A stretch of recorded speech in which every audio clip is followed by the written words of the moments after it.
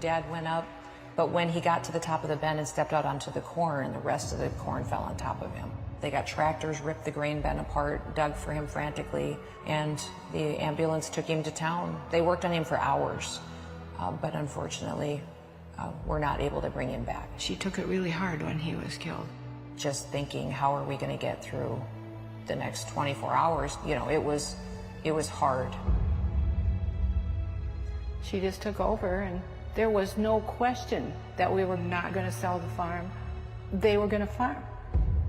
There's some kind of a drive in her that makes her get up in the morning and get the job done. We're not talking about shutting down the country. Businesses across the country forced to shut their doors, already leading to absolutely stunning increases on unemployment claims. Right now in America, our civil liberties are under attack. There's a lot of states that completely shut down their economies and took away people's freedoms and rights.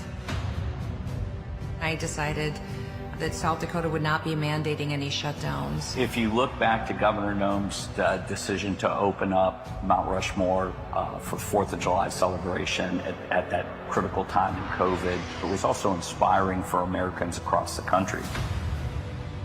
And at a time in our country's history when everywhere else in large cities people were tearing down statues, we gave the world a view of people enjoying their freedom and celebrating America for what it stands for. If you want to know what my dad was like, just spend a day with Kristi. Kristi is a fighter. If you don't believe that, just pick a fight with her. I will continue to fight for the conservative values that have guided me my entire life. Thank you so much, and may God bless the great state of South Dakota. Have a wonderful day.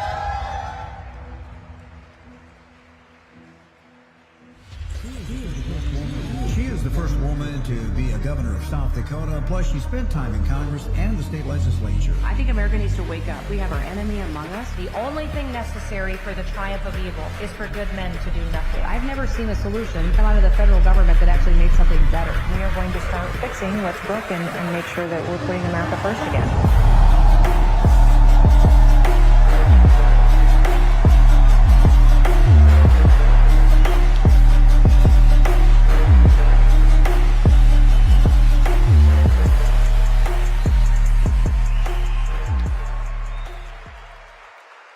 Good evening. How are you guys? You look fantastic. Oh my goodness, turning point. Are you ready to make America great again? Yes, you look like it. Listen, I'm standing here today. My name's Kristi. I'm the governor of the great state of South Dakota, as you just saw. And I am 100% convinced that our best days are still ahead. Our best days are still ahead. Do you want to know why I have that kind of confidence? I want to tell you, this last week I had the chance to go to Ellsworth Air Force Base. That's the Air Force Base in South Dakota that has the B-1 bombers. The B-1 bombers are the platform that protects this country right now. In fact, those bombs that we dropped in Iraq and Syria recently, they were my guys, my airmen out of South Dakota running the B-1s, taking retaliation for the bloodshed that was brought on Tower 22 and vindicating for the lives that were taken.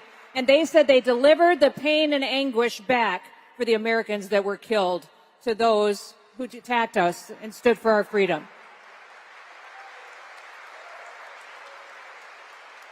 But I went to that base, and when I stood there, the reason I was there was because the wing commander was retiring.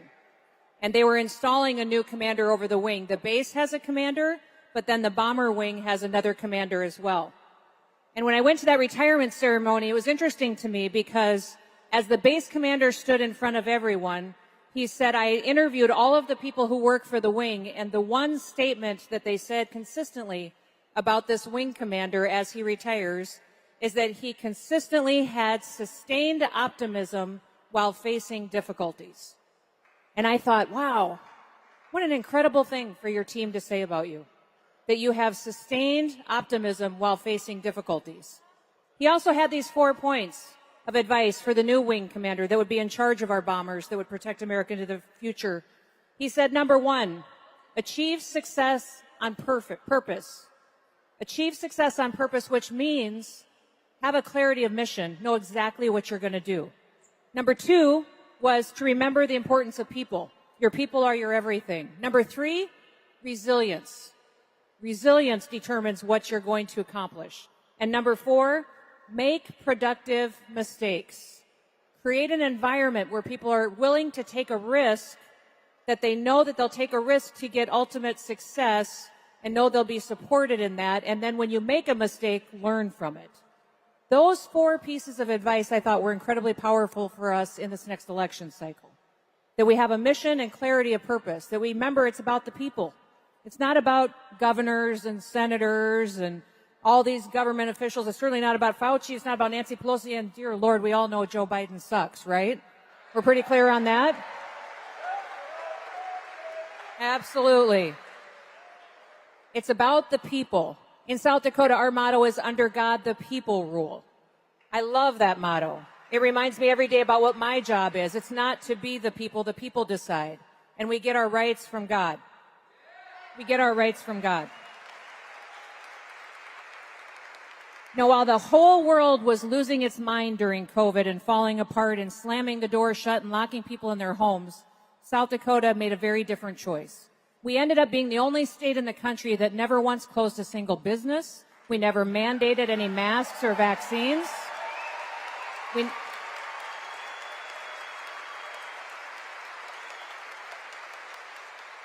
I never even defined what an essential business was because I don't believe the government has the ability or the authority to tell you that your business is an essential. We also were the only state in the entire country that didn't take the elevated unemployment benefits. We said, thank you, Mr. President, for the flexibility, but our people want to work. And they did. They worked the entire time.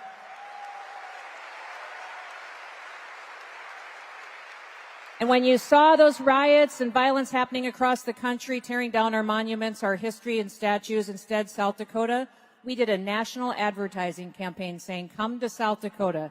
And specifically to our law enforcement officers, we said, if you want to be respected, come to our state. We'll wrap our arms around your family. That very first week,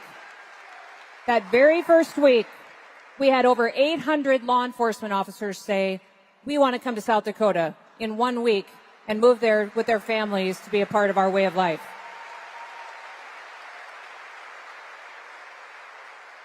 So where are we today? Today, South Dakota is thriving. We are growing like crazy. Hundreds of businesses have moved to our state. Thousands of people have moved to our state. We have a AAA credit rating. We have a fully funded pension plan. We've had historic revenues. We've paid off all of our debts in our technical schools and our universities. We've built roads, bridges, and dams and railroads. We have put more money into reserves than we've ever had before. Incomes have gone up over 30% since I've been governor in our state. People have more money in their pockets. And remember, in South Dakota, we don't have an income tax. We don't have a personal property tax. All we have is a 4.2% sales tax. And last year, we made the largest tax cut in South Dakota history and gave more money back to the people because it's their money. It's not the government's money.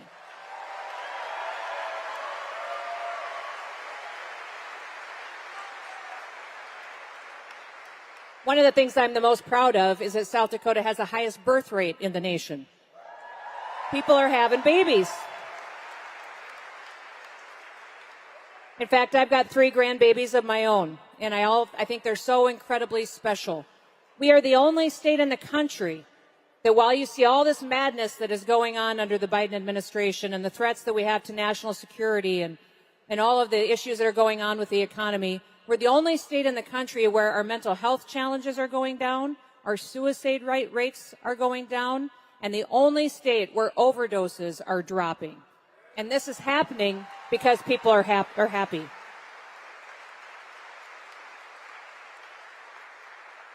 People are happy because they're free. They're happy because they're free and they get to have personal responsibility to make decisions for them and their families. Now listen. I believe in order to have sustained optimism in the face of difficulties, that you have to have somewhere to look to. You have to have somewhere to look to have hope. And this country is desperate for hope. Now listen, hope isn't just wishful thinking. Hope is optimism with a plan. And that's what we've got to deliver. We deliver hope, but we do that with an optimistic attitude and with a plan to take America back from this administration and make it great again and make it strong again.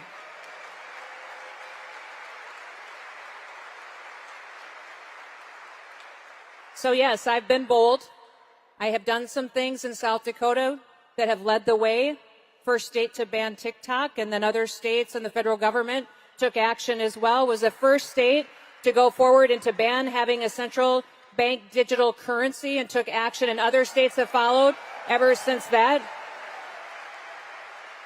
I was the first governor to send National Guard to the southern border. When Governor Abbott asked for help, I said, South Dakota will be there right now.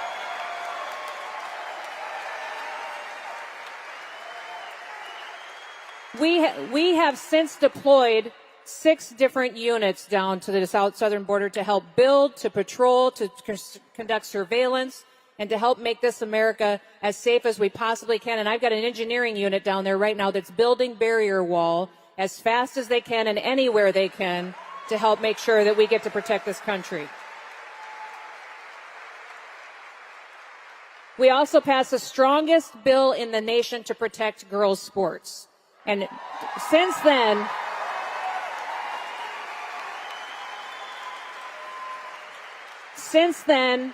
almost a dozen states have used our bill as model language because they know it's written correctly and it will withstand a court challenge and it will be upheld. And listen, we are not going to let mediocre men take away opportunities from exceptional women.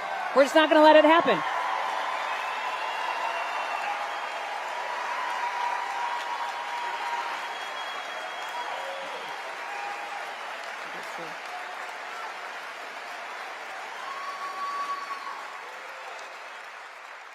I had someone ask me not too long ago, they said, Kristi, how do you make your hard decisions? Like, I know you make a lot of decisions, but how do you make the hard ones? And I told them, I don't really think the hard ones are all that hard. I said, they're actually pretty easy for me. I'm a decision maker. I said, my whole life growing up, being raised by my dad who was a cowboy, on our ranch there wasn't any girl chores or boy chores. There's just work to be done and we all did it together. When I got to college and when I was elected to the legislature, there was more men than women, but nobody really talked about it. When I went to Congress, there was not as many Republican women as there was men, and that was okay. Nobody ever discussed it, so I never really thought about it in my lifetime. And then I decided to run for governor. And I found out when I ran for governor in the polling that it was hurting me that I was a woman. You see, South Dakota had never seen a woman governor before. They were okay sending a woman to Congress to vote and do policies and stuff, but they weren't quite sure they wanted a woman to be the boss, to be the CEO. So I had to convince them. And when I got elected, I remember standing in the rotunda being sworn in for the inauguration ceremony. And as I was standing there, I was looking around at all the hundreds of people and the ceremony started. I realized the entire ceremony was built around the fact that the day I was being sworn in as the very first female governor of the state of South Dakota was the 100th anniversary of women getting the right to vote in our state of South Dakota. It was the 100th anniversary. And they kept talking throughout the ceremony about how historic this was.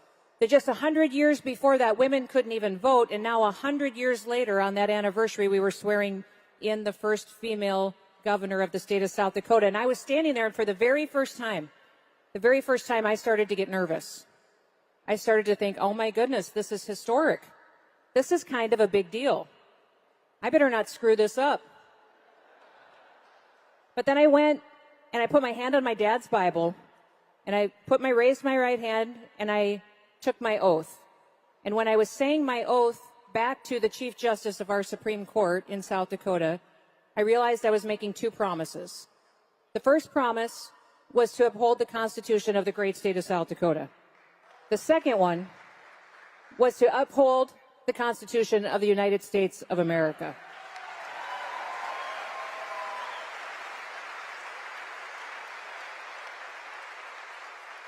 And I thought, 2 promises? I could do that. That's not hard. So that's how I have made every single decision in my role as governor. Every decision has been, the very first question out of my mouth is it constitutional? Is it not constitutional? Does the Constitution say I have the authority to do that? Do I not have the authority to do that? And what happens if I overstep my authority? That is where the beginning of every decision has to start. So hard decisions aren't that hard if you've got your priorities right, if you've got your foundation right, if you love this country and you recognize that the power is not with the federal government. In fact, states are much more powerful than the federal government, but the real power granted to us by our Constitution is to the people, and it's given from God. That's where it comes from.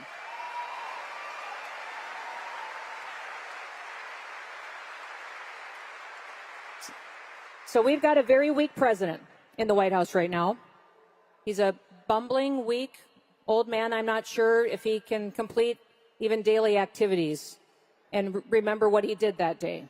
And when he is in the White House, we have extreme challenges. Russia invades its neighbors. China takes advantage of us all around the world. We have incredible dangers. Israel gets attacked. When you put President Trump back in the White House, peace deals get signed in the Middle East. The economy thrives. We take advantage of China. And America is respected again. That's what happens when President Trump comes back. Peace through strength. Peace through strength is what he brings. I'll give you an example. I was in Wisconsin recently doing some events for President Trump, talking to women and independents and different groups and people, asking them to get engaged and to think about this next election cycle. And I was talking with Kevin. Kevin was the youngest person to be held hostage by Iran back in the 80s when Jimmy Carter was president. Kevin and the rest of those Americans were held hostage by Iran for 444 days while Jimmy Carter negotiated. They were released on the day Ronald Reagan was sworn into office. Iran let them back.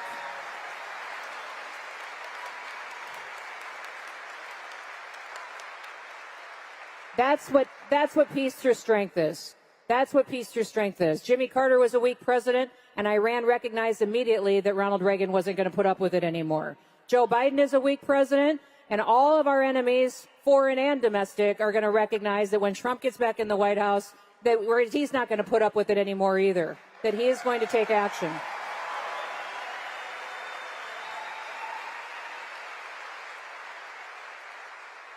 He will give us economic strength, a secure border. He will make sure that we end political prosecutions, which we see across this country, and he will bring law and order back to our streets. That's what President Trump will deliver for us.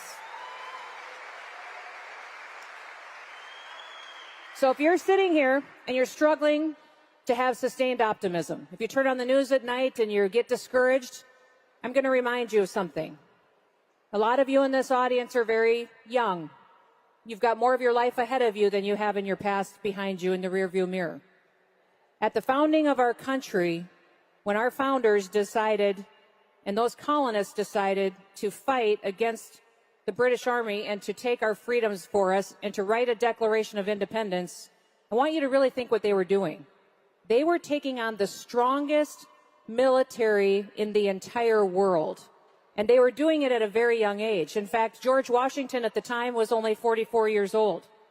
John Adams was 40.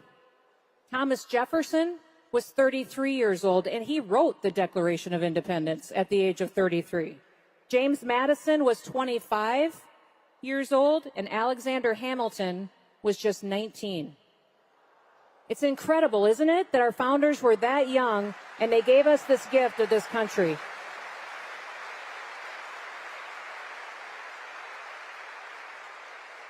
Now, they were taking on the strongest military in the world, and those colonists went and picked up their personal hunting rifles and their muskets and decided to go fight for freedom. Now, if they can do that, we can do what we have to do this election cycle, can't we?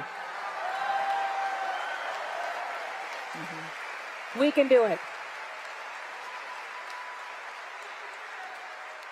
In fact, Ben Franklin at the time reminded them of the job. Ben Franklin said as he signed the Declaration of Independence, "We must all hang together, or most assuredly, we will all hang separately." They knew the risks, but they took on the fight anyways and did it for us. They gave us the greatest gift in human history, this experiment of a republic, if we can keep it. If we can keep it, and now is the time. They fought, and let's not lose it on our watch, okay? Be all in with me. I'll tell you one last story before I leave. Years ago, I had a lady walk up to me, And she said to me, Kristi, my name is Sherry. And she said, you don't know me, but I own a pearl store. And I said, really? You own a pearl store? It's all filled with pearls? She goes, yes. And I said, well, why do you only sell pearls?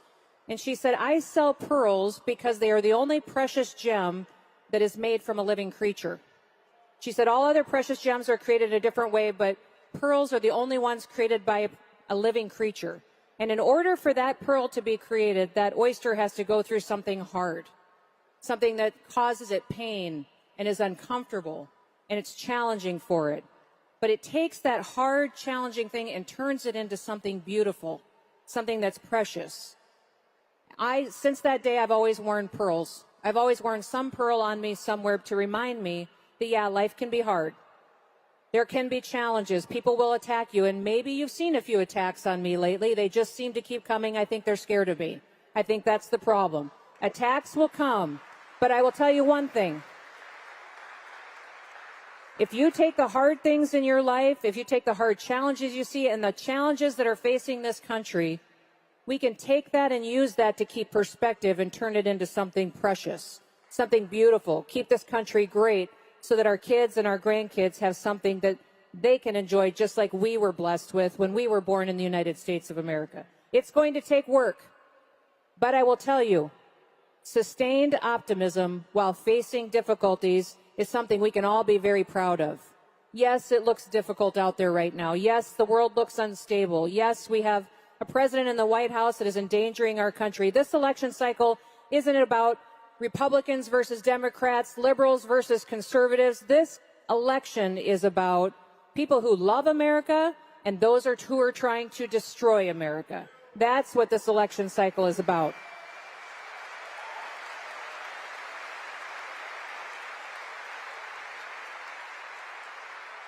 I know you all love America. I know you're committed. I know you're all in. I'm going to ask you this election cycle to go start having conversations with people you haven't talked to in a long time. We all understand the mission in this room. This is your mission and your pep rally and your talk on what you can do and go out. It is clear to me that there are people in this country that we are not winning their hearts and minds. We are right on our policies. We are right on our values. But we have to win their hearts and minds too. So I want you right now to think of someone that you have not spoken politics to for a while because they've offended you. Or maybe they won't talk to you because you've offended them. Well, get over it. Get over it and go talk to them. Have a conversation. Talk to them. Because we have to start asking them questions about their lives and what we can do to show them that all you have to do to see that leadership has consequences is look from state to state to see it mattered who was in charge. Look at what happened when President Trump was in the White House versus when Joe Biden was in the White House and how dramatically their lives changed. How much their energy costs have gone up, how much their grocery bill has gone up, how much more dramatically dangerous their life is now and unstable the world is because we don't have a strong leader. Those are the conversations you need to have. Somebody told me this world that is addicted to being offended, and I think they're right. We love to be offended by people, don't we? We just, oh my gosh, I can't believe they said that. Oh my goodness, it's a horrible thing to say. Well, get over it. Every day people are going to throw offenses out at you. You're the one who decides if you want to pick it up and carry it around with you. But then you're the one who's carrying the burden. So let's go have those conversations and remember that we are more blessed than 99% of the people in the world just because we woke up this morning in the United States of America. What an incredible blessing that is. But when we do that, we will win. We will win, and we will win big. So may God bless you, and may God continue to bless the great United States of America. Thank you, everybody.